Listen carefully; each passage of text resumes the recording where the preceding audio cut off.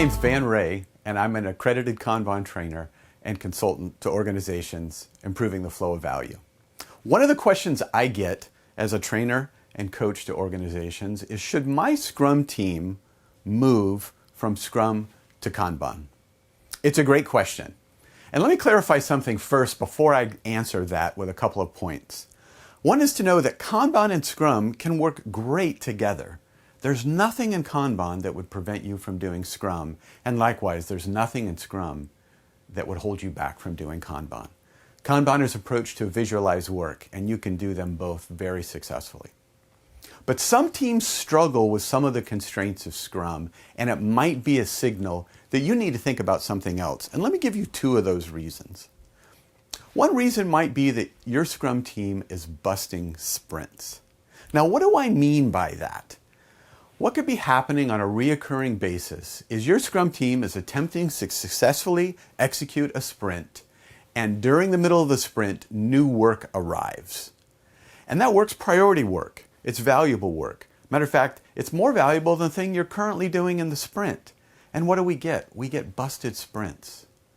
We get at the end of the sprint work that we finished that we didn't plan on, and work that we planned on that we didn't finish. Now, if this is happening on a reoccurring basis to your Scrum team, and it's really truly valuable work, you may getting important work faster than your planning sprints. And that might be a clue that your team needs to evaluate another way to get work done. And Kanban has an answer to that.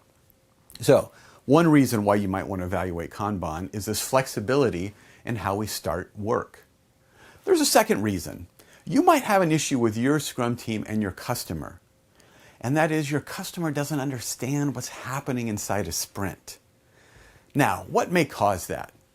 Well, in Scrum, we'd love to have it when we're done with a sprint, we produce a potentially shippable increment of value to our customer, and they're delighted with that.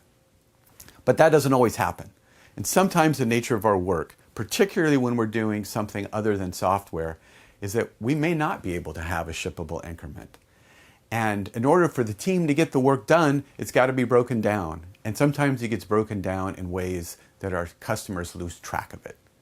So if you have customers that are regularly confused about the status of what they ask for and sprint planning or in the middle of the sprint, you may need a more flexible way to represent work, and Kanban would offer that.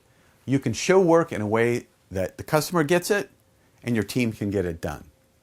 So those are two reasons why you might consider moving from Scrum to Kanban.